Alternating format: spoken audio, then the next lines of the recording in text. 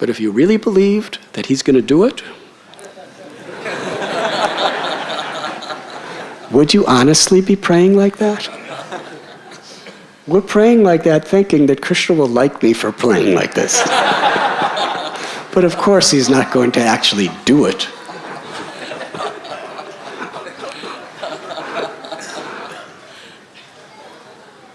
Sometimes we read the prayers of the acharyas, and we read it with great enthusiasm. Bhakti Vinod Thakur, my mind, my manaso, deho, geho, jokichu more. My body, my mind, my home, my words, my family, my wealth, my everything, I surrender to you, Krishna. Take it all. If you want to kill me or protect me, I don't have any preference. Just do what you like with me. Hare Krishna. Now we sing these prayers. When we sing these prayers, we're praying.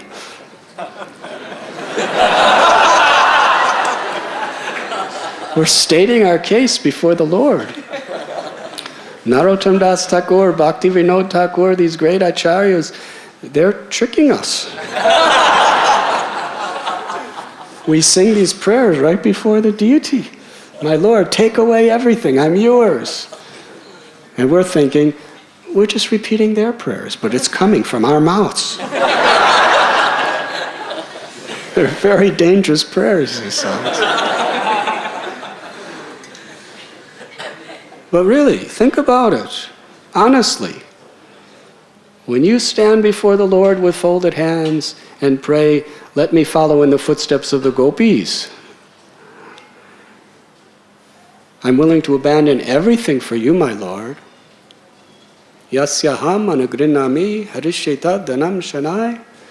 My Lord, when you show special mercy, you may take away everything, so I have nothing but you left in my life, my friends, my family, my wealth, my health. Everything's gone. All I have is you, my Lord. That's when you show your mercy. And yet we're praying for mercy. Haribol.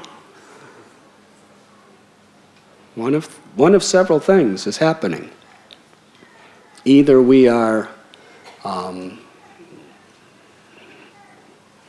just coasting along with what we're supposed to be doing with our prayers, or we're praying, but we don't really believe he's going to do it.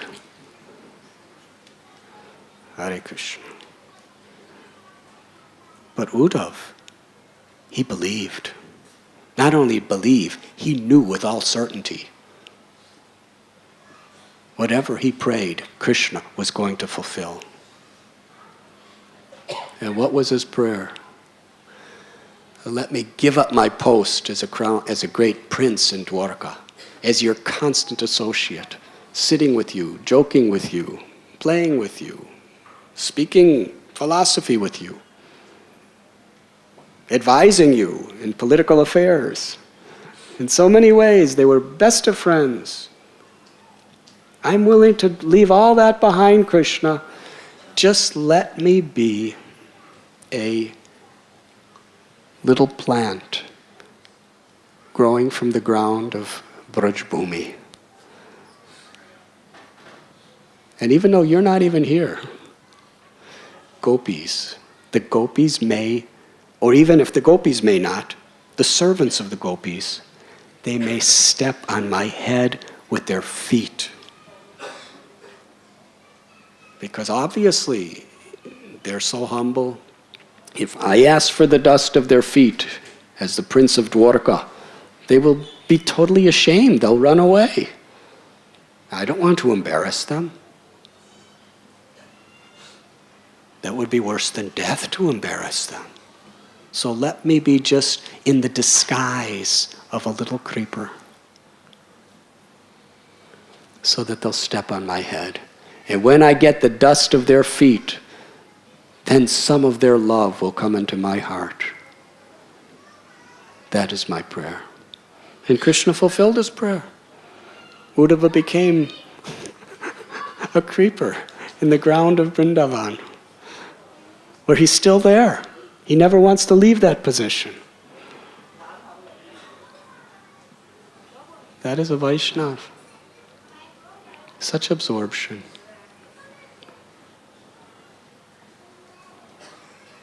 When Uddhava came back to Dwarka, he explained to Krishna the Uddhava Sandesh by Rupa Goswami, that I know why you sent me there, out of your mercy to me. I was supposed to give a message to pacify them, but really the message was to me, to see the quality of their love. Why don't you go back, Krishna? How they're crying in separation. Krishna didn't go back. And then years later, in Dwarka, Balaram, Nityananda Prabhu, was in the constant association of Krishna, but felt compassion for the residents of Vrindavan. And he decided to go to Vrindavan with the blessings and the permission of Krishna. Our acharyas explain that Krishna wanted to go to Vrindavan to see his devotees. But why didn't he go? Why he sent Balaram instead? The reason? Because his loving devotees and family members of the Yadu dynasty, they knew the extent of the love of the residents of Vrindavan, and especially the gopis. And they knew that Krishna, his nature is he becomes subordinate to the love of his devotees. If Krishna were to go back to Vrindavan, the love of the Brijabasis would conquer his heart. They would never allow him to leave again. And he would never be able to leave again. And it was a reality. So therefore, with their love, they kept him in Dwarka. Because Krishna followed etiquette very nicely. He had his father and mother, Vasudeva, Devaki, and there was Ugrasena, who was a king. And Krishna would take blessings from them as well. He was in his Dwarka Leela. Vrindavan Leela, he's very mischievous. He would take blessings but then do opposite things. That is Braj Leela. But in Dwarka Leela, Krishna was very much exemplary. He would never get the blessings of the residents of the Yadu dynasty to go to Vrindavan, because they loved him. They would never survive never seeing him again. So therefore Krishna could not go, because the Yadus could not live without him, and the Brijabasis could not live without him, and Balaram could not live without him, but he left. Hare Krishna. He went to Vrindavan to show compassion to the Brijabasis. Just like Lord Nityananda Prabhu, he was willing to leave the company of Lord Chaitanya, the greatest sacrifice we can never imagine, to give you and me Krishna, to give you and me the holy name of Krishna, and a ticket back home, back to Godhead, and the only price of that ticket is the faith to receive it. That's all. Thakur Bhakti Vinod sings in that beautiful song, the mercy of Lord Nityananda Prabhu. He's giving the highest of all treasures, elevation to Goloka Vrindavan. And what is the price? Krishna tells in Gita, Sarva dharman purityajya mam ekam sharanam braja aham tvam sarva papebhyo moksha ishamimashacha. Abandon all varieties of religion, just surrender to me. But Lord Chaitanya, Lord Nityananda Prabhu took that verse and made it so practical and simple for all of us.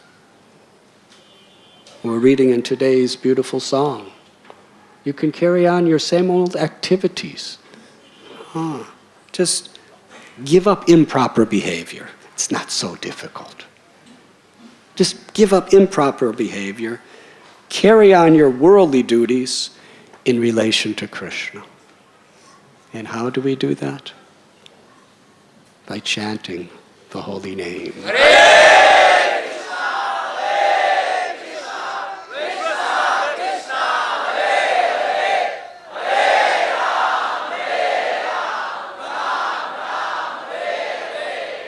Just have faith in these words and accept them. And Lord Nityananda and Lord Chaitanya, their causeless mercy will bring you back to Goloka Vrindavan. Parama Karuna, Pahundu Vijana Nitai Gora Chandra. Supremely merciful, these two brothers.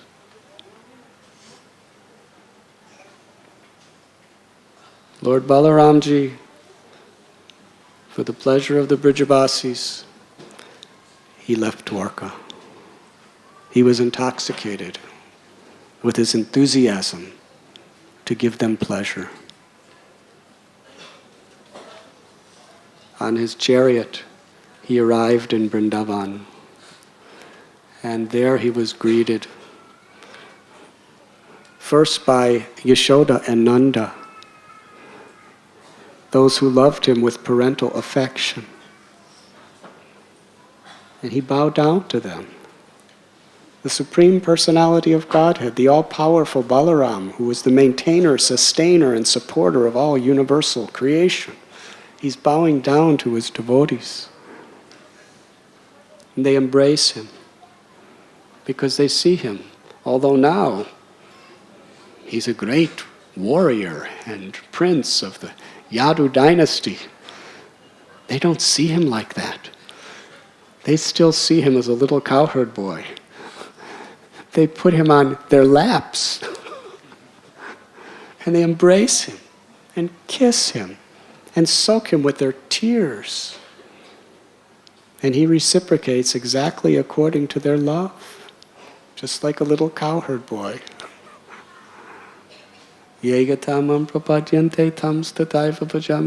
you approach the Lord reciprocates accordingly. And then the other older gopas and gopis, they were offering their blessings to him. After embracing him and weeping, they were blessing him, because this is the way a parent or an elder shows their love to a child, traditionally. I don't know what you people do these days, but this is the natural outpour of an expression of a parent to a child, is to offer blessings. Yes, I have seen. Even if your son is a sannyasi, still you're going to, when you see them, you're just going to want to bless them.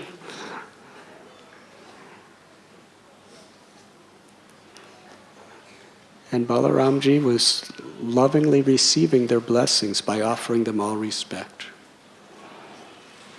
And to those who were his equals, he was embracing them with such equal affection. The cowherd boys, they played together, they jumped with one another, they wrestled with each other. They had the same relationship. Balaramji embraced them just like he would embrace them in the cowherd pastures of Vrindavan so many years before.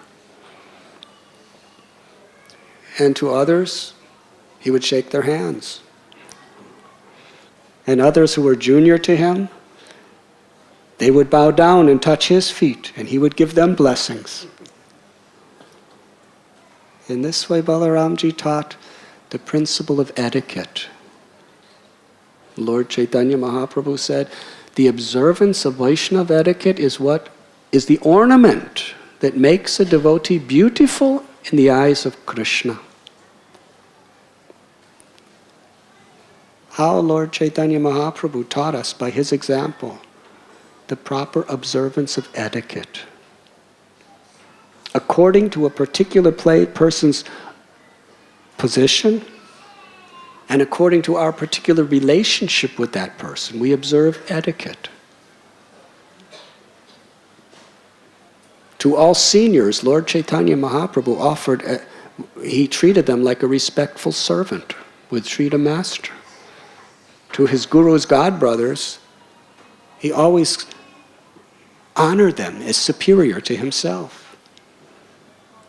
To his friends, he would embrace, he would dance, he would reveal his heart and hear their hearts. And to those who were junior, he accepted obeisances. So Balaramji was teaching perfectly the culture of bhakti, to observe proper etiquette.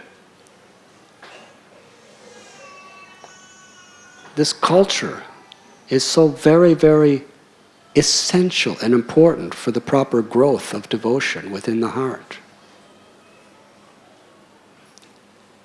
Because bhakti is like a seed, a little tiny seed that's planted by the grace of Guru within our heart. And we're watering it by hearing about the Lord, by chanting about the Lord.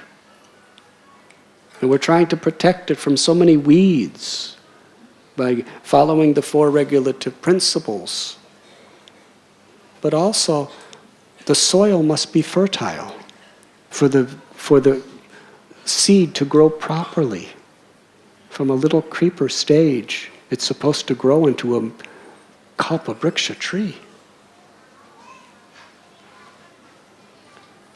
Part of that fertilization of the soil is our humble service attitude, which is inseparable from the observance of proper etiquette. Etiquette is all about amanina manadena. It's really all about respecting others and serving others. In all circumstances, I am servant of the servant of the servant. I serve some by bowing down. I serve some by embracing and being a friend. I serve others by giving blessings, but we're always serving.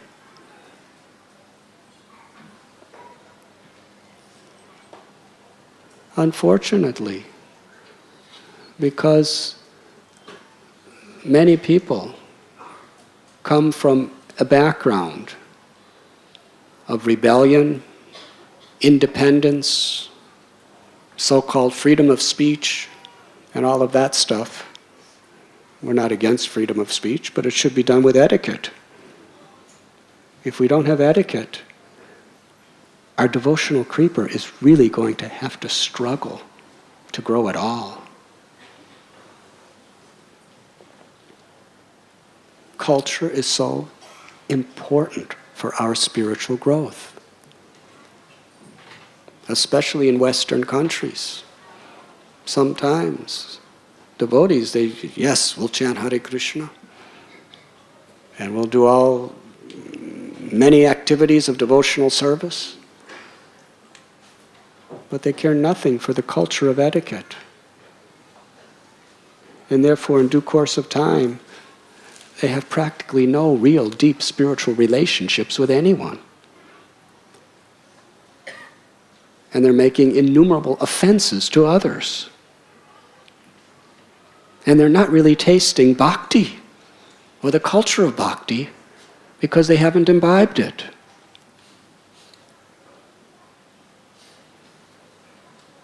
So culture is very important. Vaishnava etiquette is so important.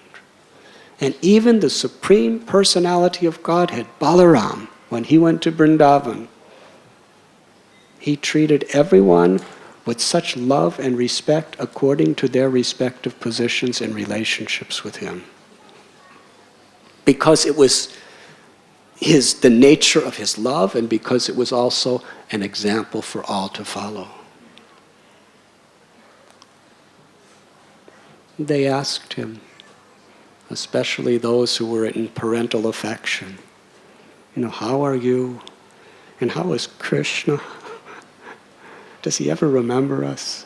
Will he ever come home and tell us all about the residents of the Yadu dynasty who are our dear friends? And we're so happy to hear that Kamsa was killed, and so many other demons who were causing so many problems and sufferings to the innocent devotees.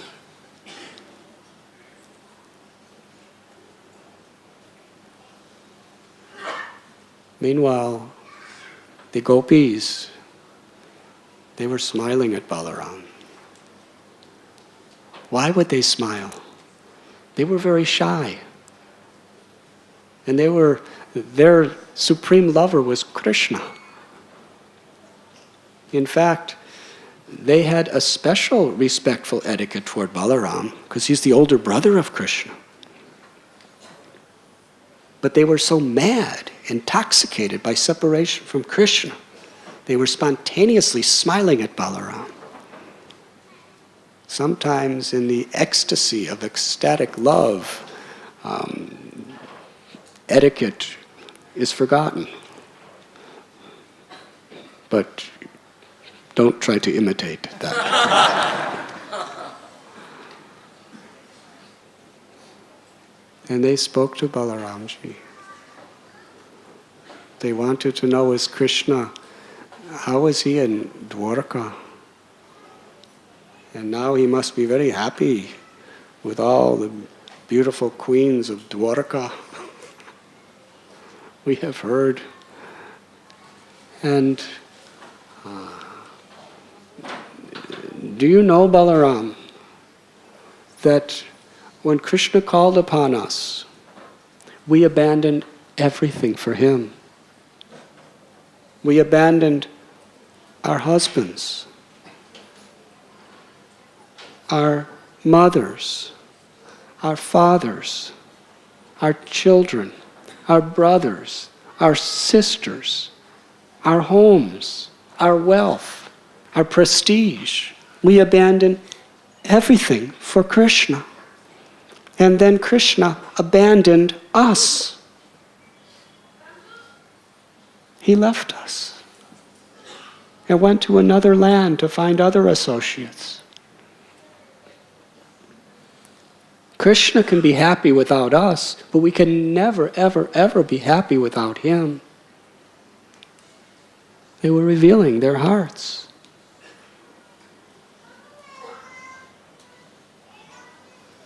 Balaramji then spoke Krishna's messages.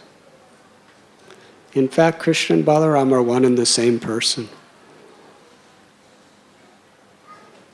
Balaramji meditated on Krishna, and Krishna appeared within the mind of Balaram, and through Balaram's mouth spoke his messages to the gopis. And they could feel the words of Krishna. Some of the message were very joking and intimate and affectionate. Other messages were very philosophical. Other messages were very dignified. Many messages.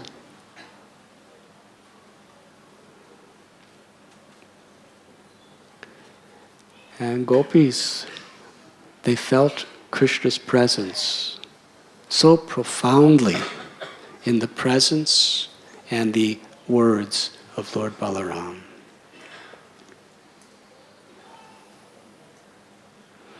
Then Balaram wanted to satisfy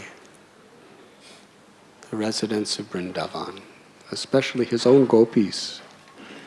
And for the next 2 months he performed the Ras Leela on the banks of the Yamuna in a beautiful garden in a place called Sri Ram Ghat.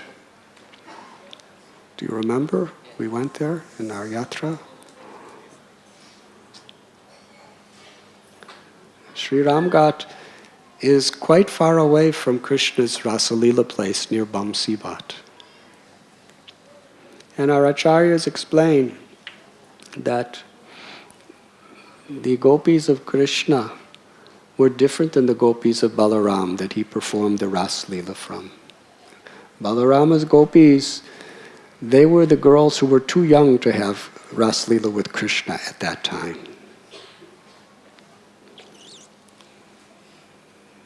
That is Sridhar Swami's explanation. And Jiva Goswami, Vishwanath Chakravarti Thakur, they expand that during the holy festival, Krishna and Balaram were playing near Govardhan, and each one had their own group of gopis that they were playing with. Holy night, full moon. And that was the night Shankashuda, the friend of Kuvera, came to steal away the gopis. He had a beautiful jewel on his head. He was very powerful and very handsome and very prestigious person, Shankashuda.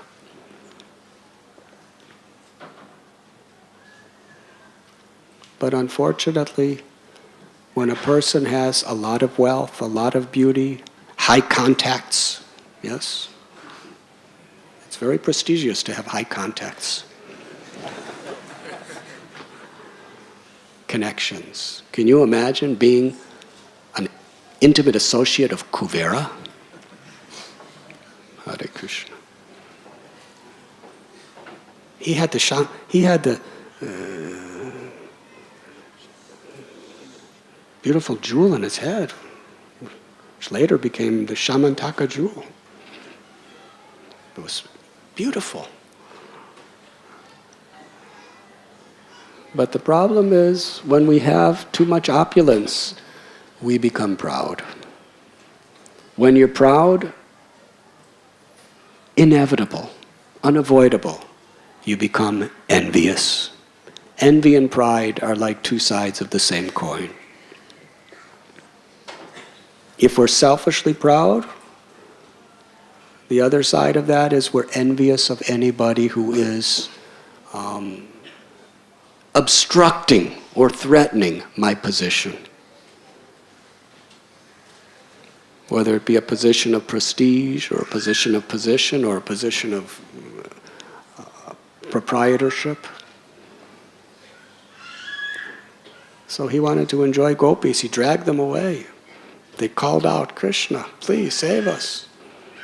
Krishna entrusted gopis to Balaram's protection. He ran after him and he killed him with a punch, and then took the jewel and entrusted it to Balaram, who later gave it to Srimati Radharani.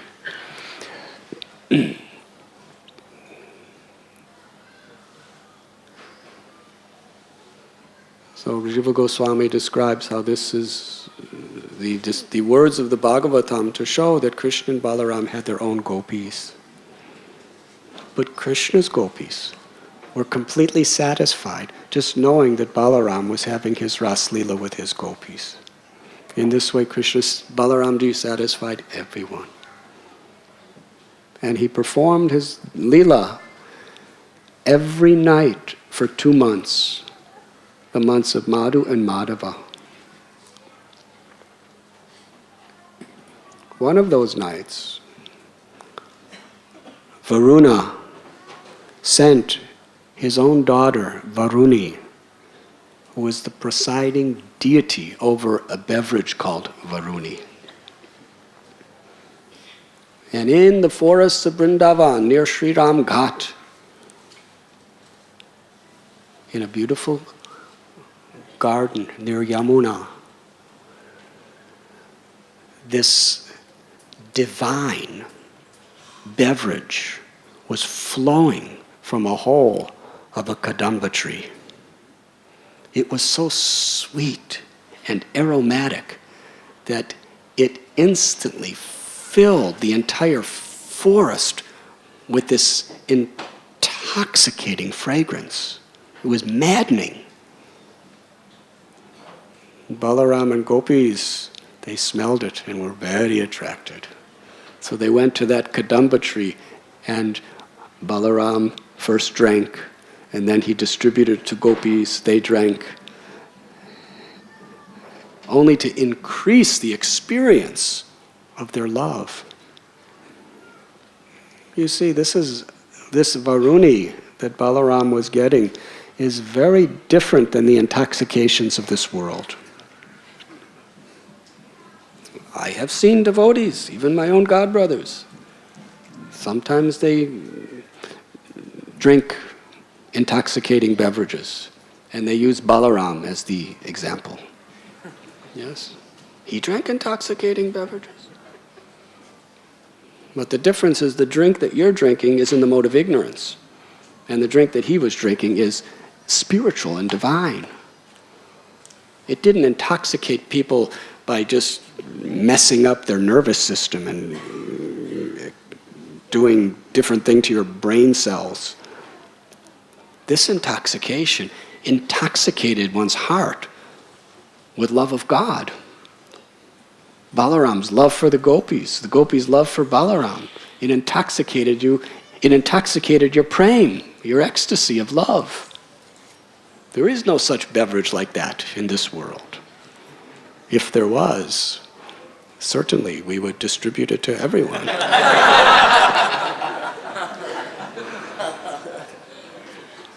Wouldn't that be nice? Every Sunday before the cure time.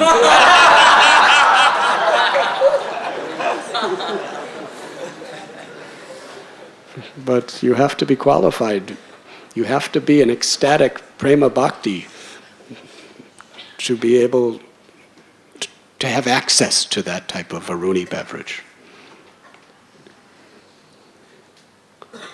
So Balaramji was going from forest to forest with gopis, and they were singing and they were dancing, and the Lord's eyes were rolling up in his ecstasies. And he was feeling a great urge to have beautiful pastimes in the waters of Yamuna. So he called Yamuna, please come, come. We want to have our pastimes in your waters, come. But that is not an ordinary request for a river. Usually you go to the river. Even Krishna would go to the river. But Balaram is asking the river, come here. No, Yamuna was seeing Krishna, or Balaram's eyes going around, and she was thinking, how can I take this seriously? So intoxicated. So she didn't come. Only a moment passed, that's all. Balaramji became very much aware. And in transcendental anger, he called out, you wretched river, I have called you and you have not come. Due to your false pride, you have not come. With the tip of my plow, I am going to drag you to where I am, and in doing so, I am going to cut you up into hundreds of little streams. And he took his plow, and immediately, Yamuna Devi, who is an expansion of Kalindi, she came forward with folded hands in the form of a beautiful goddess. She was trembling in reverence toward Balaram. And with a faltering voice, she offered prayers. Oh Balaram, you are the supreme, all-powerful controller of the whole universes. All the planets and universes are being supported and resting on your heads. But I am so ignorant and unfortunate that I do not understand your supreme power. And I have disobeyed you. Please forgive me. Now I surrender to you. I am your servant. And I know you always are affectionate to your devotees. As soon as she surrendered, Balaram was happy. He put down his plow and with the gopis entered into the waters of Yamuna. When he came out, Kanti, an expansion of the goddess of fortune, was waiting with a lotus flower garland that had flowers that never faded, never wilted. They were eternal. You see, Krishna doesn't give us flowers like that because he wants us to make flowers every day for him. Just to give us nice service. And she brought nice dry cloth that was blue as the ocean and wonderful ornaments.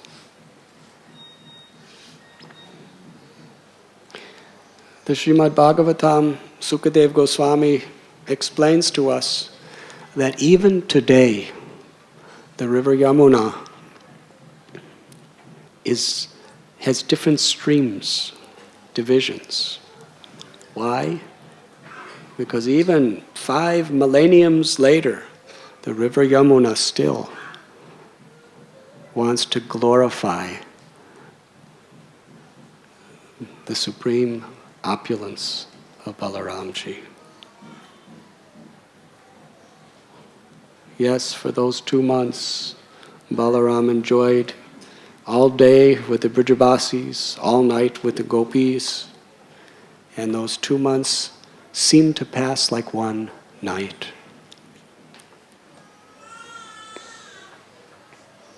This story is so special. Not only is it contained in the 10th canto of Srimad Bhagavatam, but Sri Chaitanya Bhagavat, which is perhaps the first authorized history of Lord Chaitanya's life and teachings. In the very beginning of the first chapter, Srila Vrindavan Das Thakur recalls this Leela of Balaram in Vrindavan with his gopis and with the Brijabasis. Why? Because he begins by glorifying Lord Nityananda Prabhu. Vrindavan Das Thakur was the last initiated disciple of Lord Nityananda. And it was Lord Nityananda Prabhu that revealed perfectly the pastimes of Lord Chaitanya within his heart. And it was Lord Nityananda Prabhu that empowered him with the instruction to write this literature that would inspire and enliven all people for all time to come. Krishnadas Kaviraj Goswami declares Vrindavan Das Thakur to be Vedavyas, the Vyasdev of Lord Chaitanya's Leela. Just as Vedavyas's culmination of all of his life's work was the Srimad Bhagavat. That same Vyas again appeared to write Chaitanya Bhagavat.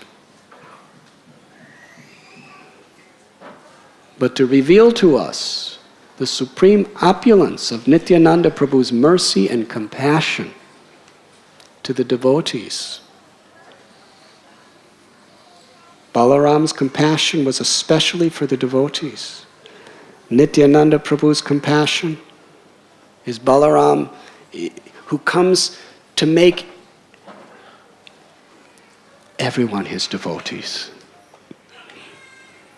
Broke the seal of Vrindavan's Leela to distribute it to the world. Otherwise, it's very difficult to get into Vrindavan. In truth, that real spirit of what is Vrindavan. Anyone can buy a ticket and go to Vrindavan. Anyone can purchase some land in Vrindavan. But who cares? To actually enter into the spirit of Vrindavan is only possible through causeless mercy. Parama Karuna Pahundu Ijana Nitai Gora Chandra, Lord Chaitanya, Lord Nityananda, they have extended that mercy and given access into Vrindavan to even the most fallen, undeserving souls. Anyone, everyone, who just accept it with faith and chant the holy name.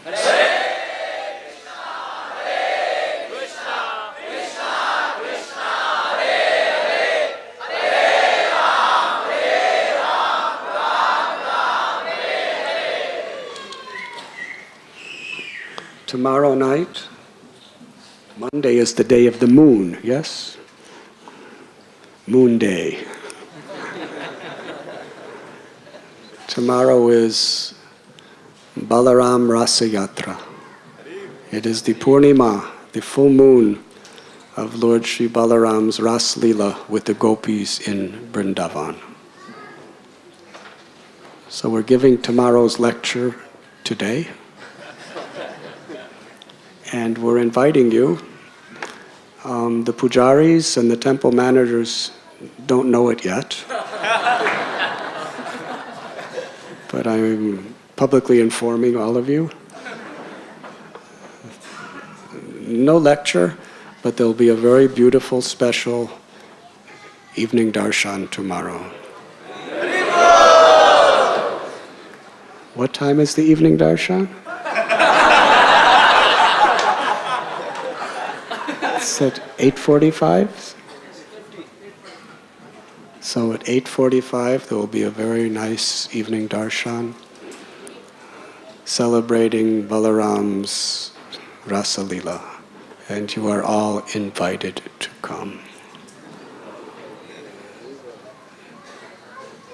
Without Srila Prabhupada's mercy, what else would you be doing on a Monday night? By His mercy, we understand these wonderful, wonderful festivals. We understand what is the spiritual world, what is love, and how to achieve that love. Yes, Lord Balaram, He has come into this world in this age of Kali Yuga for a very special purpose. He danced with His gopis in Vrindavan. Krishna danced with his gopis in Vrindavan. Gaura-Nitai have come to this world in the age of Kali to invite all of us to dance with Him in Vrindavan.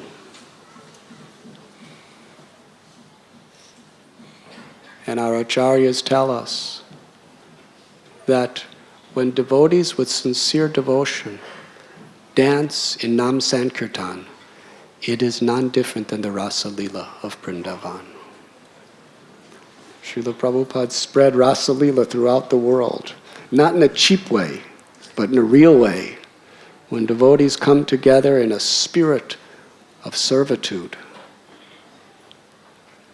and with all humility and sincerity, raise their arms very high and very loudly chant the holy name.